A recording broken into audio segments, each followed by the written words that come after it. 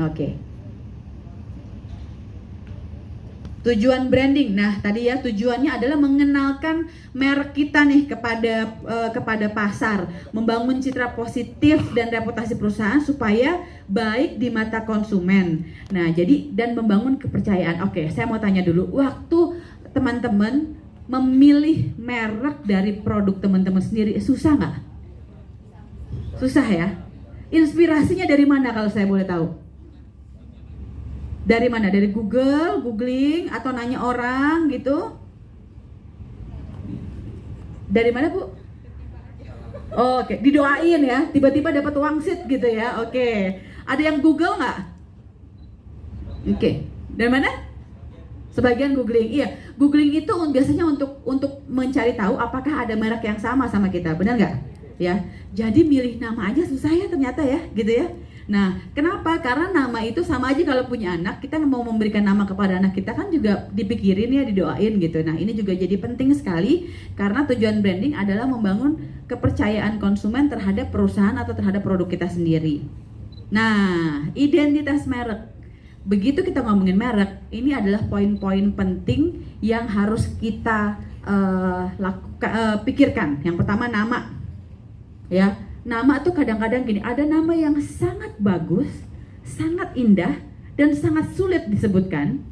Saking sulit ya sampai orang tuh susah mengingat produk kita.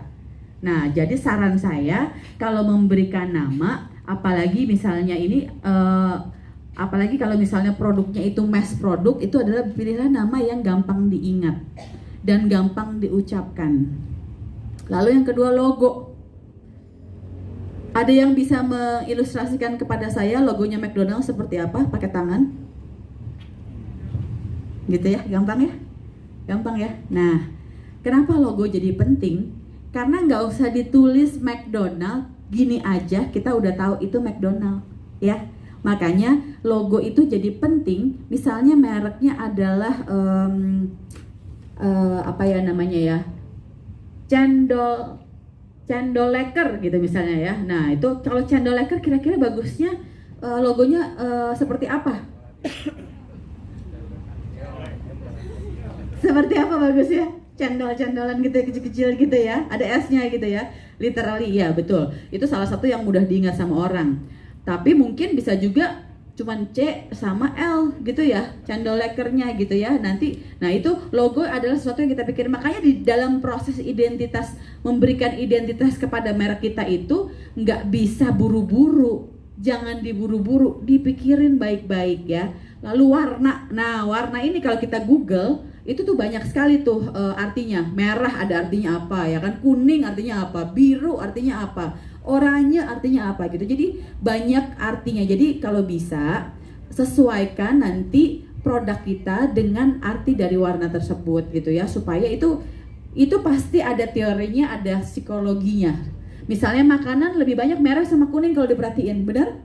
Ya kan? Karena itu membuat orang lapar katanya. Kayak kalau yang lagi lapar, melihat warna merah tuh makin lapar jadinya, pasti dibeli gitu jadinya. Nah, itu adalah psikologi warna. Lalu bentuk. Nah, kayak tadi yang McDonald gampangnya diingat ya. Ting ting gitu ya kan. Nah, itu memberikan identitas kepada merek kita. Lalu kita udah ngomongin, jadi elemen branding yang baik tuh apa aja sih ya? Ada 8 elemen branding yang baik. Yang pertama adalah brand identity yang tadi kita ngomong. Ada nama, ada logo, ada warna, ada bentuk ya. Lalu yang kedua brand image. Nih yang diomongin soal pencitraan, gagasan. Kita pengennya orang lain waktu ngelihat produk kita itu kayak apa citranya. Nah, itu yang harus dipikirin. Tempatkan diri kita di posisi konsumen. Kalau melihat produk kita nih, apa yang kita ingin mereka pikirkan soal produk kita? Apakah kesannya maunya mewah atau murah? Apakah dewasa atau yang muda?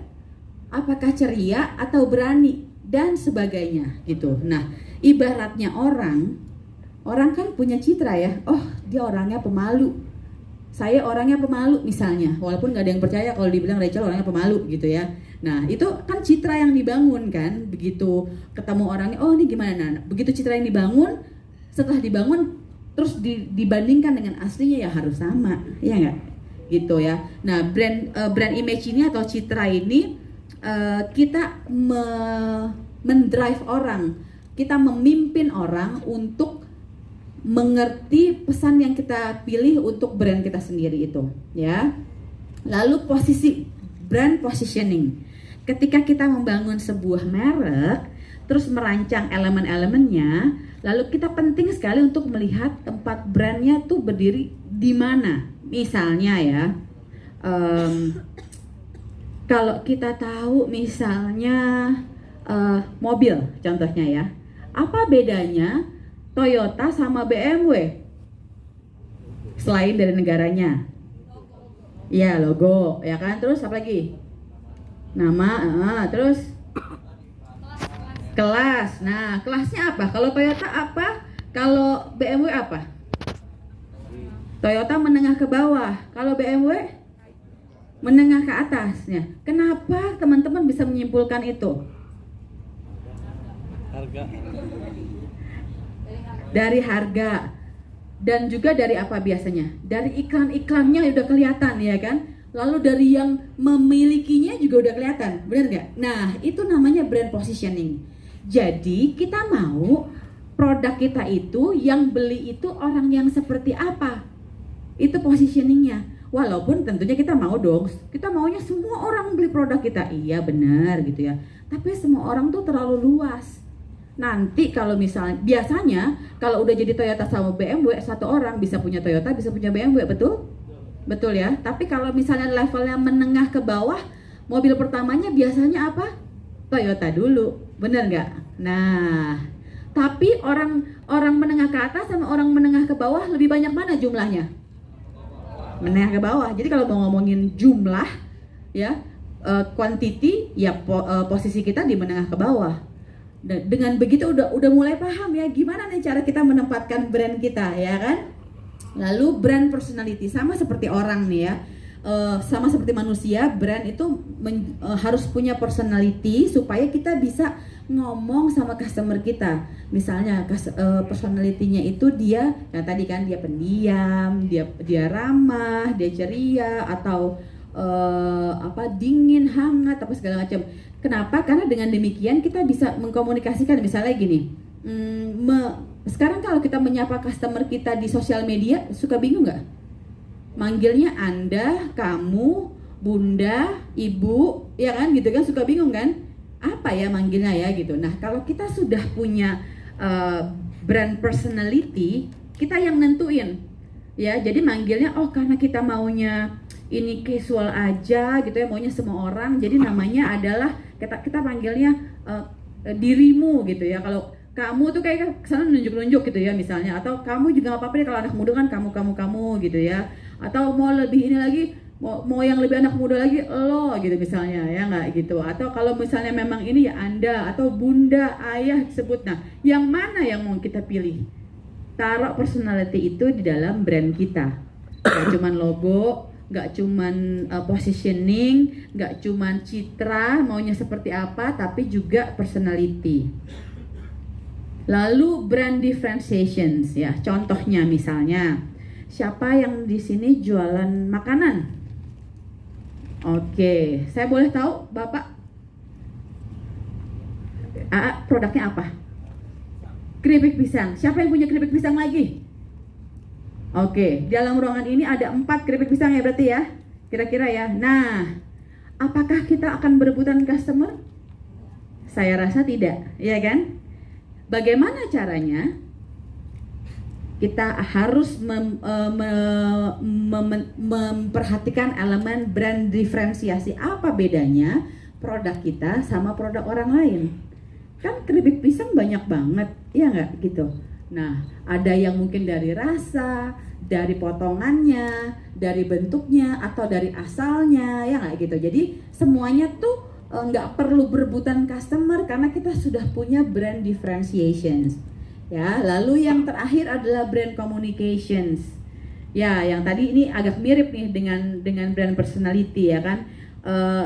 Yang mau disampaikan dari awal tuh seperti apa sih gitu ya, supaya brandnya tuh semakin kuat gitu ya. Misalnya, kalau saya biasanya gini, satu brand saya lihat misalnya kita ngomongin contohnya keripik pisang gitu ya. Asalnya dari mana, cara pembuatannya seperti apa, rasanya apa, misalnya kayak gitu. Baru nanti ditambahkan promo. Nanti jadi kayak kita tuh membedah dulu nih produk kita tuh keunggulannya apa aja sih gitu ya. Lebih bagus lagi kalau kita punya riset produk kompetitor kita tuh seperti apa gitu. Jadi kita tahu bedanya tuh apa sih gitu. Ya. Paham sampai di sini teman-teman? Paham ya? Nah, setelah kita mengerti dari elemen-elemen branding yang akan kita lakukan ini, yang kita tahu sekarang semuanya zamannya serba digital. Nyebelin apa nyenengin? Nyenengin, walaupun pertamanya nyebelin ya kan. Sejak pandemi nggak bisa kemana-mana ya kan, tiba-tiba apa sih ini semuanya digital gitu ya. Buat belajar digital susah apa gampang? Susah gampang ya nggak? Siapa yang usahanya baru dimulai sejak pandemi? Oke, siapa yang sebelum pandemi? Oke, nah yang sebelum pandemi ini pasti punya pengalaman ya. Artinya jualan sebelum pandemi sama setelah pandemi itu tantangannya kayak apa? Ya nggak? Kalau dulu harus punya toko, ya kan? Terus apa namanya harus punya pegawai gitu ya. Nah, terus begitu online semuanya terpaksa. Jadi sekarang semuanya punya akun marketplace, punya semua. Siapa yang punya akun marketplace lebih dari satu? Wah, oke. Itu pasti itu ya. Ribet tuh ya pasti ya nanganinnya. Tapi kalau udah biasa ya biasa. Kesalahan yang kadang-kadang pemikiran dari pemilik usaha adalah gini. Berarti kalau udah punya toko digital mah lebih murah, semuanya gampang ya nggak gitu. Jadi pikiran lebih simpel lah. Kalau dulu kan mesti jalan ke tokonya, nyalain listrik, ya kan, buka tokonya, iniin pegawai gitu ya segala macam. Nah, dipikirnya kalau udah punya toko online ya tinggal udah nungguin aja. Ternyata pada kenyataannya tidak sesimpel itu kan ya. Harus dilihat setiap saat juga gitu ya. Artinya sebetulnya ada hal-hal yang kita bisa konversi.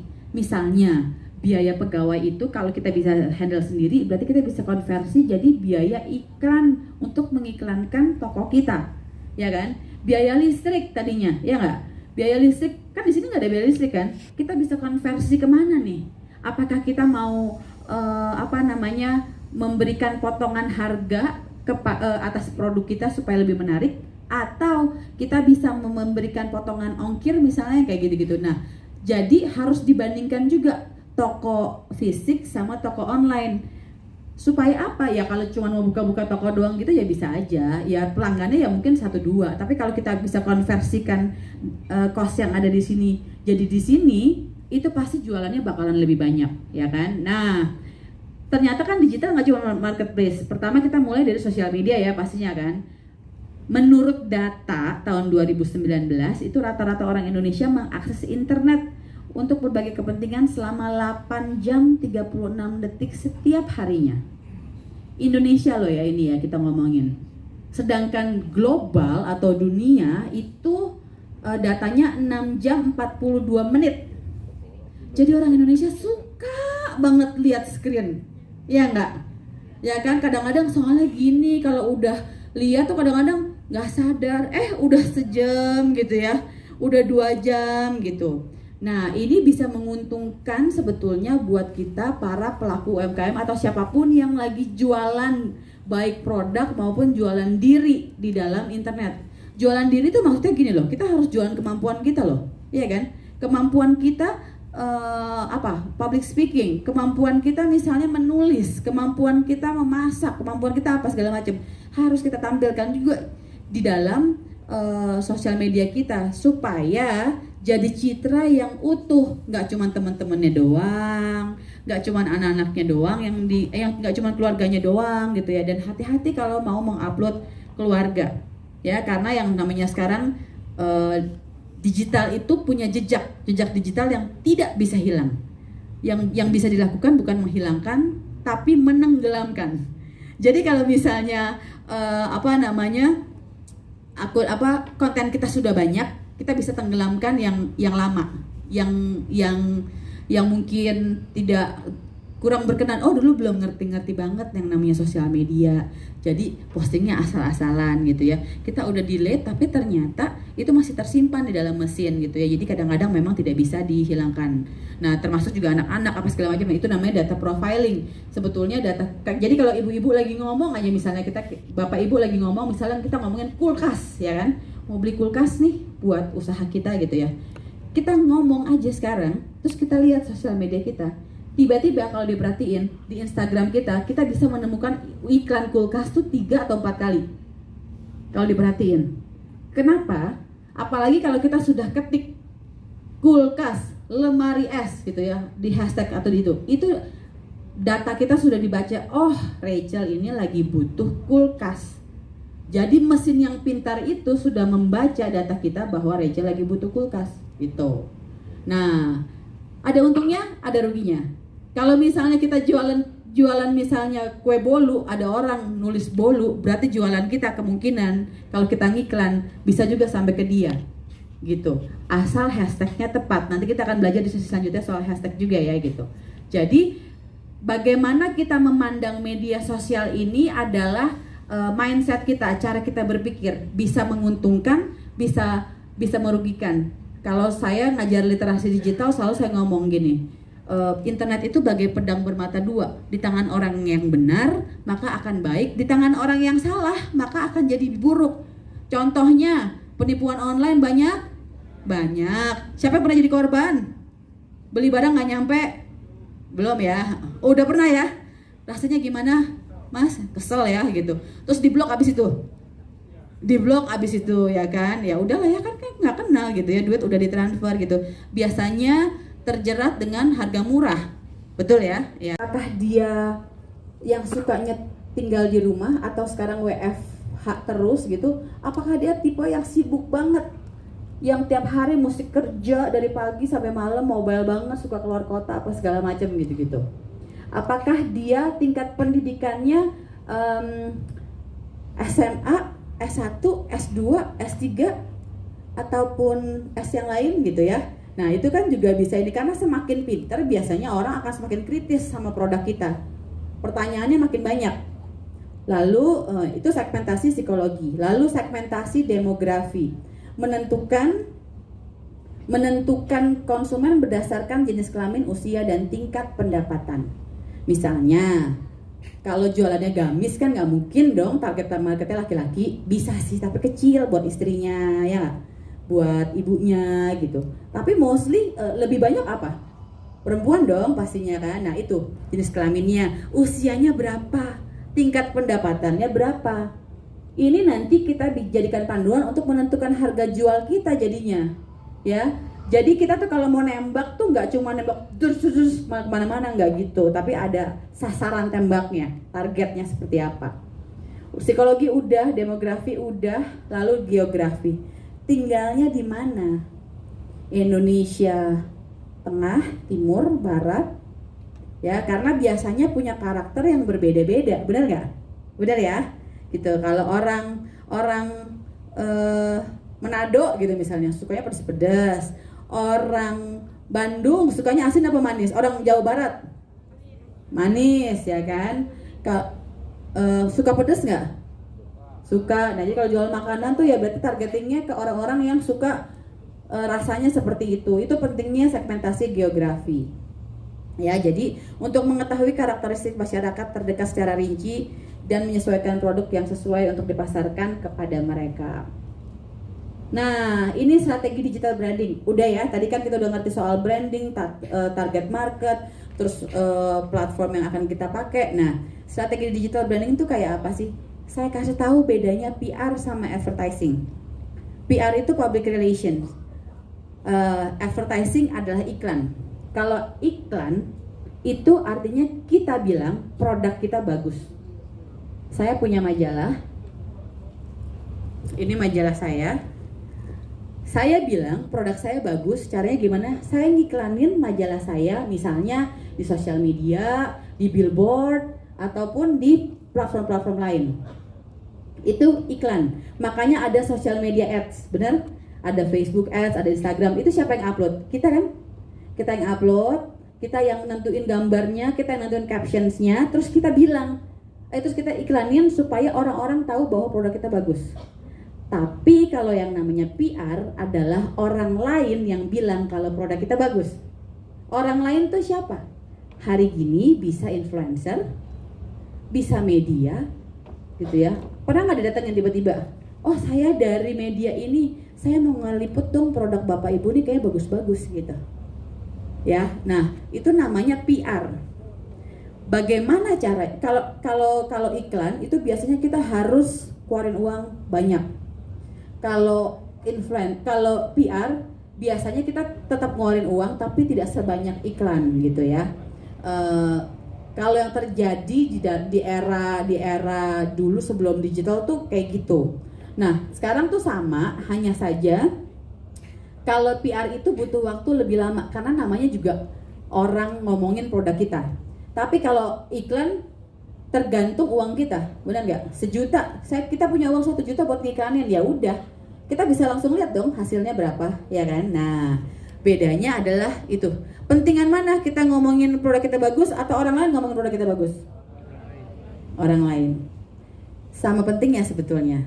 Kenapa? Karena begitu orang lain ngomongin, orang lain akan lihat beneran bagus apa enggak. Kalau kita nggak ngomongin, jadi nggak seimbang kan gitu. Bagaimana caranya membuat orang lain ngomongin produk kita? Saat ini ada namanya influencer. Jangan ngebayangin Luna Maya, jangan ngebayangin Raffi Ahmad karena nggak mungkin kita sanggup bayar. Tapi ada yang namanya nano influencer yang followersnya tuh dari 1000. Nah mereka itu adalah orang-orang yang bersedia biasanya membantu produk UMKM untuk mempromosikan. Nah kayak saya sama teman-teman di sini semua pasti followers kita beda-beda kan. Kalau saya posting satu, misalnya saya posting ada produk, tadi saya dibocorin, oh ini lucu banget. Ada produk Batman, wayang Batman. Produknya siapa? Boleh angkat tangan? Wah, kreatif banget Mbak. Tepuk tangan dong, itu lucu banget loh. Ya misalnya saya foto nih ya, saya foto terus saya upload ke Instagram saya. Berarti saya teman-teman saya nanti bisa bilang, bisa nanya, lucu banget tuh Rachel, punyanya siapa yang bikin, dari mana gitu. Artinya nanti ada yang bertanya-tanya. Nah tujuannya itu supaya misalnya nanti kita membayar influencer ini A, B, C, D, kita akan bisa lihat si A ini yang komen ada berapa orang, si B ini yang komen ada berapa orang, C ada berapa orang, atau yang love atau yang likes. Artinya kita jemput bola. Setelah itu kita bisa message. Misalnya dia nanya, ini produk mana? Oh ini produknya Majalengka gitu misalnya. Kita bisa langsung message si pemilik akun itu, hai kak, saya pemilik produk ini gitu ya. Apakah kakak berminat? Nah, bedanya sama ads apa? Ads kita nggak tahu siapa yang lihat. Kita nggak bisa jemput bolanya. Tapi kita tahu produk kita sudah dilihat, iklan kita sudah dilihat berapa banyak, engagementnya berapa, tapi kita nunggu, benar? Sampai ada call to action, sampai ada yang beli. Tapi kalau influencer yang ngomongin, kita bisa lihat, oh nih yang nanya ada 3, ada 4, ada 5, yang likes itu ada banyak. Ya dari yang likes itu aja kita bisa DM. Nah jadi ini adalah alternatif, nggak cuman social media ads aja yang bisa kita gunain ya. Jadi ini strategi digital brandingnya bisa influencer, social media ads, ada Google Businessku, ada SEM, email marketing, TikTok, karena TikTok lagi rame banget. Ada yang punya pengalaman sama TikTok shopping? Belum? Saya sendiri masih belajar, masih review, masih riset bagaimana efektivitasnya dibandingkan dengan platform lain. Nanti saya kasih tahu ya kalau udah tahu hasilnya ya. Tapi jangan lupa follow saya ya, Rachel Octavia. Ntar. Nah, setelah kita tahu apa aja itunya, cara-caranya, strateginya, manfaatnya adalah yang pertama menciptakan interaksi yang baik dengan pelanggan. Kadang kan kita udah tahu ya, kita harus manggil pelanggan kita dengan sebutan apa tadi, ya kan? Terus diinteraksiin. Lalu yang kedua adalah lebih mudah diingat karena ada satu riset, saya tuh suka banget sama data. Jadi kalau misalnya teman-teman semua satu kali nanti dapat data gitu ya, data UMKM Indonesia atau data platform terbaru apa segala macam, dibaca, dimengerti, supaya kita nggak usah repot-repot trial error sendiri gitu. Kalau udah tahu ini gitu ya, oh ini gini. Nah, datanya adalah Indonesia itu identik dengan angka 8. Jadi satu hari maksimal ada 8 aplikasi yang dibuka. Misalnya Instagram, Facebook, WhatsApp, email, apalagi YouTube, Twitter. Itu pokoknya 8 udah maksimal. Lalu atensi kita sangat fokus adalah di 8 detik pertama. 1, 2, 3, 4, 5, 6, 7, 8 sampai kita scroll lagi. Itu maksimal. Nah, tapi itu datanya berapa tahun lalu sebetulnya. Mungkin saat ini udah beda lagi, maksudnya udah lebih singkat lagi gitu ya. Nah itu jadi kita harus lihat, harus ingat data-data itu, karena itu akan membantu strategi kita ke depannya gimana memotong jalur kita yang panjang, riset segala macam kalau kita punya data. Data itu bisa ditemukan di internet dengan mudah, hanya nanti sumbernya dari mana, kita pastikan sumbernya yang terpercaya. Lalu digital branding bisa menonjolkan produk kita, memperluas koneksi dan memviralkan bisnis kita. Nah, ini udah closing saya. If you don't give the market the story to talk about, they will define your brand story for you. Jika kita sebagai pemilik brand, pemilik merek, kita nggak menyiapkan cerita kepada konsumen kita tentang merek kita sendiri, tentang produk kita sendiri, maka mereka, konsumen, yang akan menentukan brand story-nya ke kita. Tapi kira-kira kalau mereka yang nentuin tuh bisa tepat apa enggak? Belum tentu. Kan mereka nggak tahu mimpinya apa, roadmap-nya mau kemana jalannya, ya nggak? Makanya harus kita sebagai pemilik brand yang menentukan, memberikan cerita. Nah, mulai dari sekarang mudah-mudahan ini bisa menjadi panduan kepada Bapak Ibu teman-teman semuanya untuk mulai mikirin brandingnya, ceritanya, konten apa yang mau kita sajiin di dalam sosial media kita ataupun di dalam ranah-ranah kita berjualan gitu ya, atau mungkin nanti kita gunain WhatsApp atau apa gitu.